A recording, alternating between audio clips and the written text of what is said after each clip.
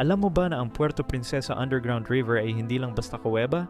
Ang mga Batak, ang katutubong tao ng Palawan, ay naniniwala na ang buong ilog ay nasa loob ng katawan ng isang sinaunang espiritu ng lupa. Hindi ito metapora. Para sa kanila, ito ay katotohanan. Nilunok ng espiritu ang ilog para protektahan ito mula sa labas na mundo. At ang mga tour guide na nagtatrabaho ron araw-araw ay may mga kwentong hindi nila basta ibinabahagi sa mga turista.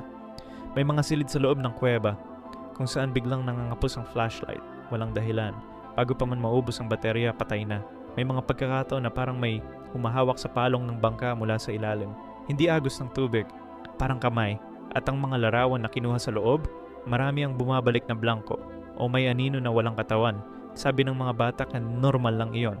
Nararamdaman lang ng espiritu na may mga dayuhan sa loob niya. Hindi ka nagliliwaliw sa kuweba.